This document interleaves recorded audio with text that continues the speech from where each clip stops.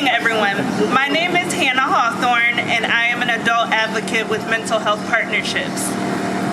I stand before you today not just to share my story, but to speak on behalf of millions of people like me, people whose lives have been forever changed because of Medicaid.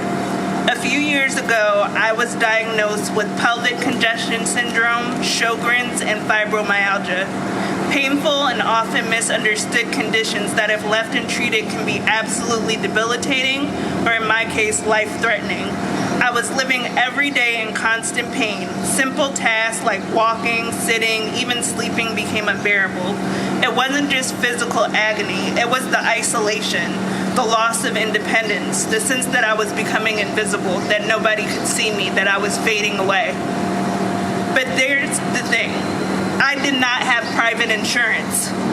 I wasn't making enough money to cover the cost of specialist tests or a major surgery. Without Medicaid, the life-saving operation I desperately needed wouldn't have been possible. Medicaid made the surgery happen. It gave me a second chance in life. Since then, Medicaid has continued to support me in ways that go far beyond one operation. I live with mental health conditions that require consistent, effective treatment that includes therapy, medications that would otherwise be out of reach to me.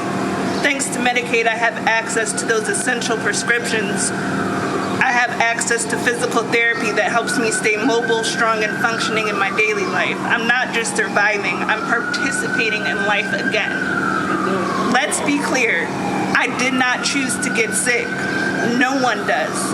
And so many of us are forced to choose between paying rent, buying groceries, or getting the care we need to live.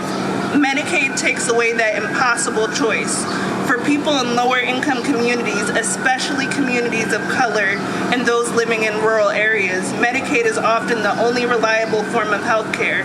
It's not a luxury, it's not an add-on, it's the backbone of our health and our hope. Too often I hear politicians debate Medicaid like it's just a number on a spreadsheet, like it's a drain, but I want you to look at me. I'm not a number. I'm a human being whose life was saved, whose dignity was restored, and whose future was returned because of Medicaid. We need to protect it, we need to strengthen it, and we need to understand that a society is only as healthy as the care it offers to its most vulnerable populations. If you need support or a listening ear, please use our Healthy Minds Philly chat. We are here for you at Mental Health Partnerships. The reconciliation bill is not beautiful. It threatens those who need health care the most. Changes will be made to eligibility and enrollment, reducing federal funding for states expanding Medicaid, provider tax restrictions, and new work requirements.